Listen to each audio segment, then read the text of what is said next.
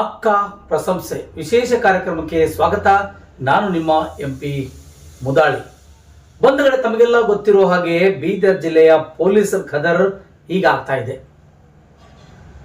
ಮಹಿಳಾ ಮತ್ತು ಮಕ್ಕಳ ಕಲ್ಯಾಣ ಇಲಾಖೆ ಸಚಿವರಾಗಿರ್ತಕ್ಕಂಥ ಲಕ್ಷ್ಮೀ ಹೆಬ್ಬಾಳ್ಕರ್ ಅವರು ಬೀದರ್ ಜಿಲ್ಲೆಯ ಮಹಿಳಾ ಪೊಲೀಸ್ ಪಡೆ ಅಕ್ಕ ಪಡೆಯ ಬಹಳಷ್ಟು ರೀತಿಗಳಿಂದ ಪ್ರಶಂಸೆ ವ್ಯಕ್ತಪಡಿಸುತ್ತಿದ್ದಾರೆ.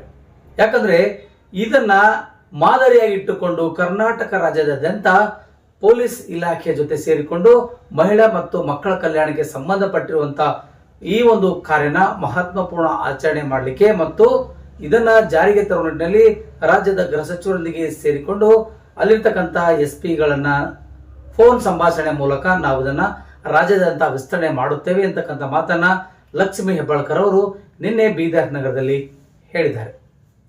ಒಟ್ಟಾರೆಯಾಗಿ ಹೇಳಬೇಕಾದ್ರೆ ಬೀದರ್ ಜಿಲ್ಲೆಯಲ್ಲಿರ್ತಕ್ಕಂಥ ಮಹಿಳಾ ಮತ್ತು ಮಕ್ಕಳಿಗೆ ಸಂಬಂಧಪಟ್ಟಿರುವಂತ ಅಕ್ಕ ಪಡೆಯನ್ನು ಕಟ್ಟಿದ್ರಲ್ಲ, ಅವತ್ತಿನ SP ಅವರು ಮಾಡಿದ ಕಾರ್ಯ ಇವತ್ತು ಶ್ಲಾಘನೀಯವಾಗ್ತಾ ಇದೆ.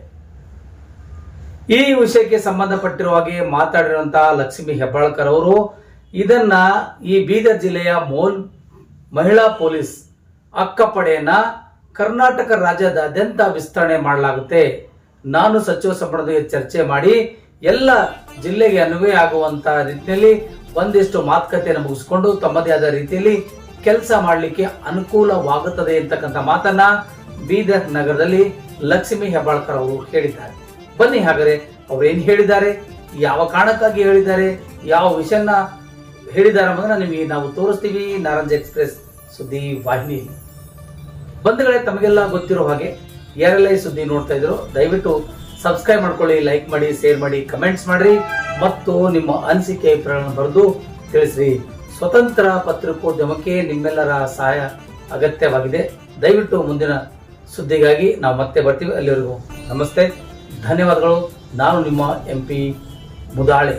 ಬೀದರ್ ಜಿಲ್ಲೆಯ ಪೊಲೀಸ್ ವರಿಷ್ಠರು ಬಹಳ ಒಂದು ಒಳ್ಳೆಯ ಒಂದು ಶ್ಲಾಘನೀಯ ಒಂದು ಕೆಲಸ ಮಾಡಿದರೆ ಅಕ್ಕ ಪಡೆ ಅಂತ ಹೇಳಿ.